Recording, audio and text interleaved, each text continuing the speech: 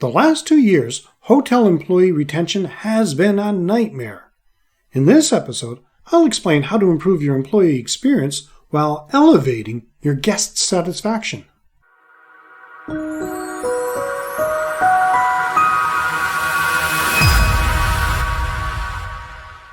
Welcome to another edition of Hospitality Property School. I am your instructor, Jerry McPherson. If you haven't subscribed yet, do it now. And make sure to hit the little bell so you'll be informed when I upload a new video. You won't want to miss anything I designed especially for you. In the last couple of episodes, I have talked about the cost of employee turnover and hiring great employees. Now that you have the right employees, how do you keep them? Kimpton Hotels and Restaurants, Hilton, Hyatt, and Marriott International all have been listed in the top 50 best hospitality companies to work for. Many of their employees have said they are dream places to work. So why do so many people want to work there? Is it because of the high wages, opportunity for career advancement, or a great business philosophy? The reason expressed by most employees is the experience. It is a pleasure to work there because it's like a second home, and they feel they have an opportunity to grow. They don't feel like employees, but instead part of a movement. In a recent study, 83% of human resource leaders said that they believed the work experience was a decisive segment of their business's success. All over the world, successful companies already know that making the employee's voyage enjoyable pays its way. Opportunities for skilled development, meaningful work, benefits, and a healthy business culture empowers employees and have a positive impact on the business's results. Continue reading and I'll share 3 ways you can design a wonderful employee experience, plus a couple of issues you may or may not encounter. Question for hotel, resort, inn, bed and breakfast, etc. owners and managers. What if, knowing how to open your hospitality property doors post-COVID-19 and giving your guests such a safe and amazing experience that they will not only want to return, but will rave to their friends, family, and colleagues about how great your place is, was as easy as cooking? Sound weird? Let me explain. Reopening your hospitality property using the post-COVID-19 action plan. No guessing, no testing, no wasted time. Just follow the proven recipe and make your property cook. Click the link for more information. And happy cooking! Before the break, I said I would share 3 ways you can design a wonderful employee experience, plus a couple of issues you may or may not encounter. 1. The workplace environment. Everyone is different, so that means, when possible, ask your employees where and how they prefer to work. What helps them concentrate on a task? What distracts them? If you don't have an opportunity to organize different spaces for employees, give them the option to share what works best for them. The employee's well-being is the key to business productivity. A venomous workplace will neither increase retention or engagement. 2. Your business culture. If your employees are drained and lack energy, always walk around feeling like there's something wrong, habitually show up late and watch the clock waiting for the workday to end, they might be on the verge of burnout. If that is the case, what can you expect? Everyone needs a sense of purpose. They need to know that their work is valued and that they can work with supervisors who are on the same page as them. And 3, technology and proper tools. Modern technology is an effective way to assist workflow.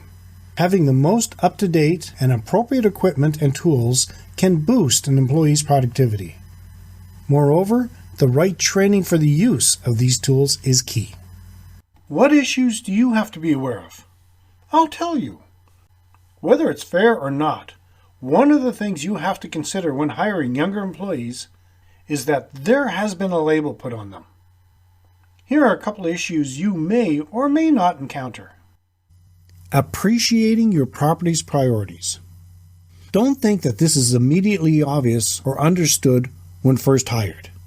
It is crucial to spend time on not only identifying what the priorities are for your property, but why these priorities are important. This is where an operations manual is essential. Only by being clear about the end results of any operational activity will fortify all your employees' commitments to accomplish these goals. Next, you must keep in mind the myth whereby individuals of this generation may be more easily distracted by new or upcoming personal entitlements. So a straightforward solution is to rely on checklists and regular reviews to keep your eye on the prize. Being self-centered. Have you ever had an employee that has asked for time off when you're operating at peak occupancy? Well, seasoned members of your team would never ever consider asking because they know the strain this puts on everyone else. Millennials are more likely to focus on their personal lifestyles without thinking of the company.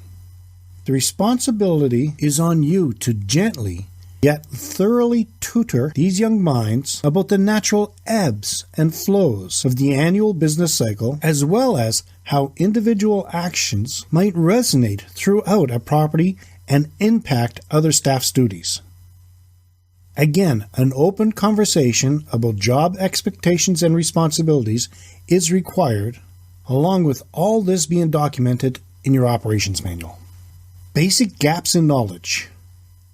Don't assume. What you would consider being common knowledge might not be in a millennial's social lexicon, or even that they would be naturally fascinated to learn more about the issues and historical milestones of your generation. Education priorities have evolved over the years, and the knowledge that we have taken for granted might not have been in the average millennial's school course load. The lesson here is to never assume what someone's past education may or may not encompass, and to be patient when referencing the past so they do not take offense or feel you are talking down to them. Your employees' writing skills. Daily use of social media has slightly compelled the millennial's mind to think of language in terms of sound bites.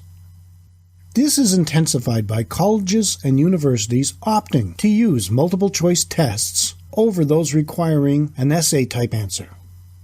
For this reason, basic writing skills have lapsed, with many members of this demographic unable to write a one-page memo with a direct thought process and proper sentence grammar.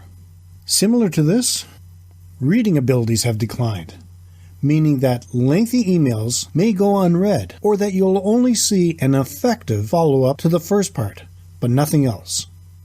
The key to your response here is in your tone. It's okay to ask for a rewrite or to offer suggestions for next time, but you must do it softly and as a mentor, not an irritated dictator. Are these making sense? Let me know in the comments. Time off policies.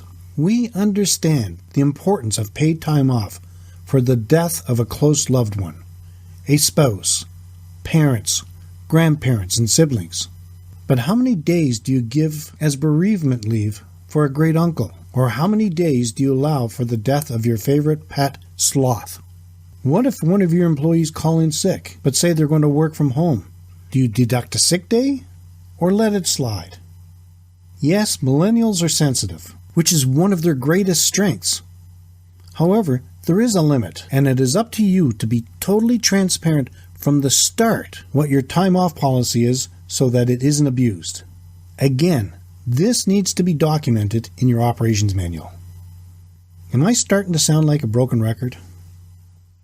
Reducing distractions. Multitasking does not work. Our minds can only do one thing well at a time. Yet walk around any property and see how many smartphones are on a desk, within the eye line, or being actively engaged at that moment. Let me give you an example of what I mean. How would you feel if you saw your auto mechanic working on your engine while watching a baseball game and answering texts? Sure, it can be done. But is that mechanic giving 100% of their attention to your car? Or is there a possibility something's being missed? The solution here, once again, is to fall back on policy, your operations manual. plainly and precisely stating what you allow for smartphone use and why these rules are in place. If you are a member of the Hospitality Property School group, as a bonus, I'm going to share what else you can do to improve your employee experience. In conclusion, your employees need to know they're part of a team if you want them to invest in your success. For this to work, you're going to have to consider the workplace environment, your business culture, and providing the technology and tools for them to do their jobs. What do you do to enhance your employees' work experience? Let me know in the comments. We cover a whole lot more in all aspects of operating a hospitality property in the Guide to Owning and Operating a Hospitality Property Successfully course. You can find more information at keystonehpd.com/course. You're going to have access to this episode forever. But if you'd like to see all the bonuses you would have access to as a member of the Hospitality Property School group, check out the short video in this episode post show notes. In our next episode, I will talk about training your employees. That's it for today's episode. Until next time, have a fun day. Are you getting your weekly insider tips? Well, if you haven't done so yet, make sure you sign up, say hi in social, and join one of our groups. Make sure you get your free copy of the How to Improve Your Hospitality Property Success. You can find all of the links in the show notes.